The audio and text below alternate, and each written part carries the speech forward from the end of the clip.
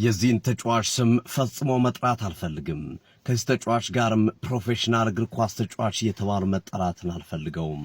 ይህ ተጫዋች የቤኔፊካው 25 ቁጥር ተጫዋች ከ5 ጊዜ በላይ ቪኒሺየስ ጁኒየርን ዝንጀሮ እያለ ሲሳደብ ሰምቻለሁ ይላል የሪያል ማድሪድ የአጥቂ መስመር ተጫዋች ኪሊያን ምባፔ።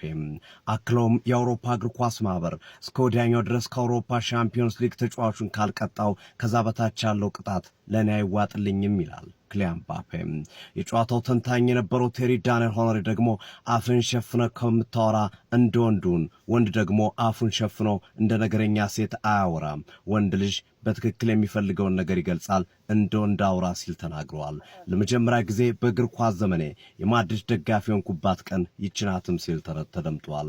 ሚካኤል ሪቻርድስ የቀድሞ ማንቸስተር ሲቲ የአጥቂ መስመር የተከላካይ መስመር ተጫዋች በበኩሉ ይህ ተጫዋች ከፍተኛ ቅጣት ሊቀጣ የሚገባው ተጫዋች ነው፣ ያደረገው ነገር ያሳፍራል። ቪኒሺየስ ጁኒየር በዚህ ደረጃ የዓለምን ሕዝብ ሊዋሽ አይችልም፣ ነገሩ እውነት ያለው ነው ሲል ተናግሯል። ፍሬዴሪኮ ቫልቨርዴ ደግሞ ይህ ተጫዋች ሲሳደብ በርካታ ተጫዋቾችና በዙሪያ የነበርነው ሰምተናል፣ ለሐቅ ከቆሙ የቤኔፊካ ተጫዋቾችን መመስከር አለባቸው ሲል ተደምጧል። የአውሮፓ እግር ኳስ ማህበር ምን ይወስናል የሚለው በቀጣይ የሚጠበቅ ይሆናል። ዓለምን ያነጋገረው የአርጀንቲናው የ20 ዓመት የአጥቂ መስመር ተጫዋች ጂያንሉካ ፕሪስቲያኒ የዘረኝነት ጥቃት ብዙዎችን እያነጋገረ ይገኛል። ቪኒሺየስ ጁኒየር ጨዋታ አቋርጦ እስከ መውጣት የደረሰበትን ሂደት የሪያል ማድሪድ አሰልጣኝና ተጫዋች ደግፈውታል። እኛ ከሱ ጀርባንን እሱ ያመነበትም እናደርጋለን፣ በዘረኝነት ላይ አንድራድርም ሲሉ ነው የሪያል ማድሪድ ተጫዋቾች የተሰሙት። ጆዜ ሞሪኒዮም ስለ ጉዳዩ ተጠይቆ ምን እንደተከሰተ ነግሮኛል። ይሄ ክለብ ግን በዘረኝነት የሚታማ አይደለም፣ ምክንያቱም በርካታ ጥቁር ተጫዋቾች ጭምር ያሉበት ነው። በግለሰብ ደረጃ ያለውን ነገር ግን ልንመለከተውና የአውሮፓ እግር ኳስ ማህበርም ችግር ካለ ሊቀጣ ይገባል ሲሉ ተደምጠዋል። አዎ ሪያል ማድሪዱ የአጥቂ መስመር ተጫዋች ድንቁ የአጥቂ መስመር ተጫዋች ቪኒሺየስ ጁኒየር የዘረኝነት ጥቃት ደርሶበታል።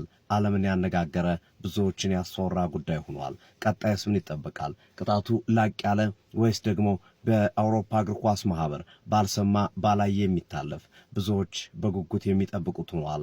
ተጫዋቹም ስለ ጉዳዩ መልስ ሰጥቷል። እኔ በደጋፊዎች ፊት ሄዶ ደስታውን ሲገልጽ ለምን እንደዚህ ታደርጋለህ የሚል ንግግር ነው የተናገርኩት እንጂ ማንም ያውቀኛል፣ በዘረኝነት አልታማም ሲል ተደምጧል። እውነታው የቱ ጋር ነው ያለው? የትኛውስ በትክክል ይህንን ክስተት ይገልጸዋል? ቀጣይስ ምን ይከሰታል? የአውሮፓ እግር ኳስ ማህበርስ በምን መነሻ ጂያንሉካ ፕሪስቲያንን ሊቀጣው ይችላል? ቀጣዮቹ ጥያቄዎች ናቸው። ሐሳብ ስጡበት። የፕላስ ምልክቱ በመጫን ፎሎ ያድርጉ። ይህ ትርታ ሲቲ ስፖርት ነው። መልካም ቀን።